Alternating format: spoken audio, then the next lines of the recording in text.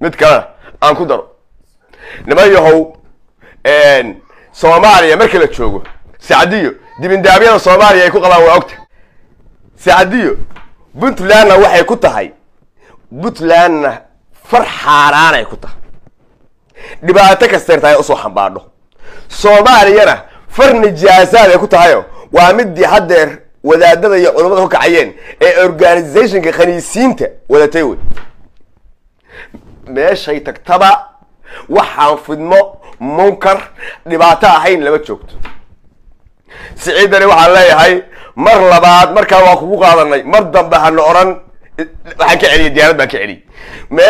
inta soo degtiraahdid halkaas ka qabo ummadda ka qabo ilaahayna ajar buu ka siinayaa haddii alla ku rooyo ummaduna waa kugu ducaynaysaa say munkar iyo haddii alla ku rooyahay khaniisiin waxay kama shaqaysay fidmaya dabhuri waxay kama shaqaysay xabsiga dhig annaga ku oranayna anoo afka reer Puntland ku hadlaya ba inta iga gaarsiiyay Saadiye Firimbi karro laba saar maanta waxa dhacday xasuuq aad iyo aad u daran baa dhacay waxa maanta beesha biyamaal dhalinyaro ciidankeediya laga dilay 34 dhalinyaro ayo ciidankii saraakiil isugu jidha waxa dhaawacmay 45 ilaahay waxaan leeyahay inta dhaawacan Allah u boqonayo inta dhibatayna sabir iyo iimaan Allah idinka siiyo ayagana Allah u naxariisto waxaan rabaa asreeshka nimanka dhalinyarada ku dhinteen inaan waxa idinka taabto intaan ku ogahay xoogaalka uga ahay waxa dhacday ciidankaas maanta waxa lagu qarxiyo qarax loogu dhigay xerada Jaalasiyaad ciidankaas waxay ka tirsanaayeen ciidan farmaajo sameeyay oo tababaray oo ugu magac daray 14 Oktoobar qaraxii Soobe ciidan loogu magac daray ciidankaas waxay deganaayeen ama saldhigoodu ahaa degmada Marko ciidankaas farmaajo dhisay qalabeeyay halkaana dajiyay say cadawga iskaga dhiciyaan al-shabaab deegaanka ay ka soo jeedaan oo marka ahna biyamaalla ay amni ka dhigtaan oo aan nimankii hawiye aysan u feera bahalkiyeyn oo haddii aan ku reey loo bahalkiin oo aan awood loo tusin intii shantii sano farmaajo joogay miyaad aragteen hawiye ama habargidir ama abgaal biyamaal isku qaadaya biyamaal ciidankaas loo sameeyay hawiyana banaan bay ka mareen xasan baa meesha yimid ninkii ugu sareeyay ee ciidankaas mas'uulka ka ahaa ee degmada gudoomiyaha ka ahaa oo magaciisa la oran jiray haddii la ku rooyahay waafow la oran jiray maalintii xasan la doortay 2 bilood ka bacdi waatii qarax lagu dilay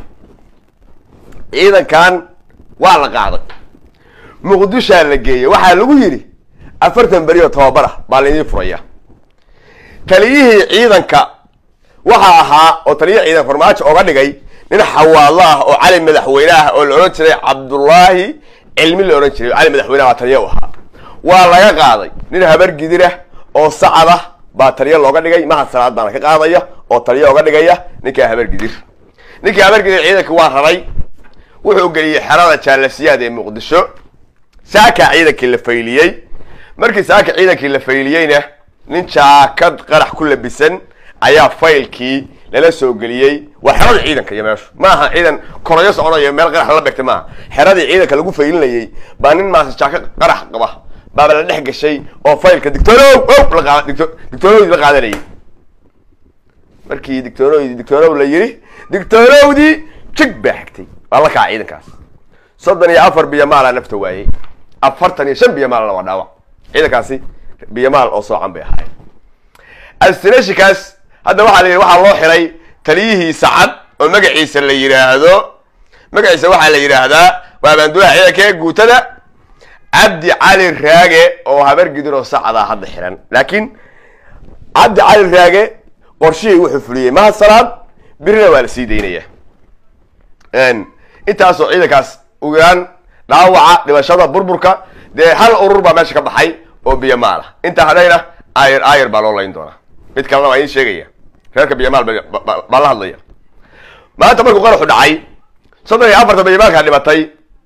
45 dhaawacantay idaacadii hawiye haday tii qaranka noqoto TV-ga qaranka mid ku qoran yahay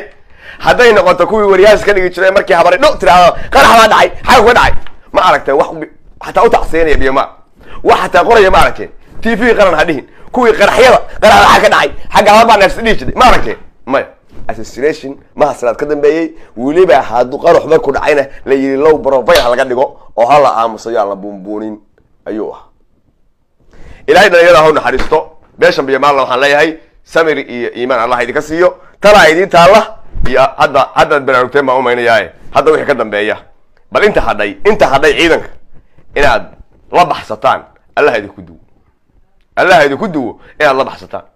إذا ما فرماتي سميودن كل والله صعب شرية كل إذا فرماتي سميودن والله صعب شرية والله بابينا يا ما أنا ما بعرف شوية ما أنا بحرق الجينية عشان بلي ويرنا أفرتني عن لا يركل اللود بيو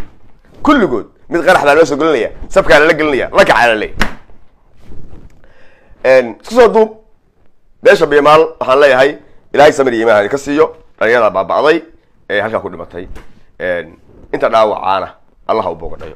أنت زين كيو جود بيا تاسنا 10 هيدي أهاتو بل أنت لمن سأله بحصل هيدنا كفكرة وكشقي قلبك صدحات لا دول استاغي هيركي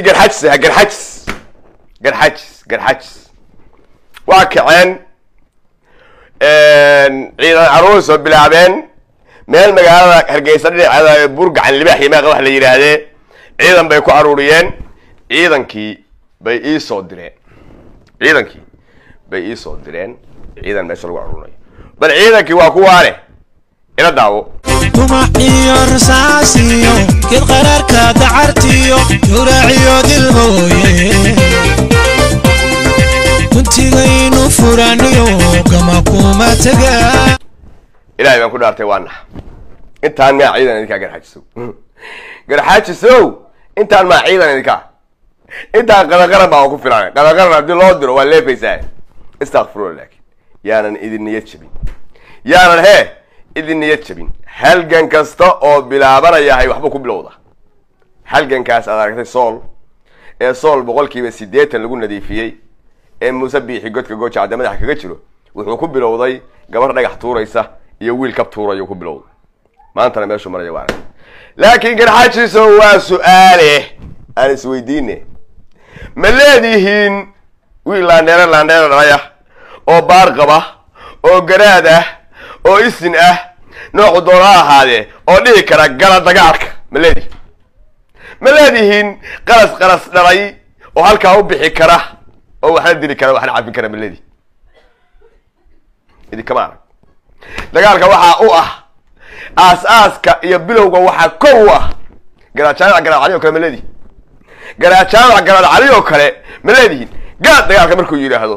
ka koone qof kasta ay wuxuu hayeen tadhigo soo rada wiil hadalkiisa maqlaya meeladi idan ma arag laakiin laga yaabee inaan aqoon idin hayno aad leedihiin meeladihiin barbaar halaabto fuusha saa u sii deysa markii garaadku hadlo umalayn may oo hadii aad heli kadaan waa la idinka xishoon lahaye gabdhihiinu sidaan uma baroorteen bala dhageyso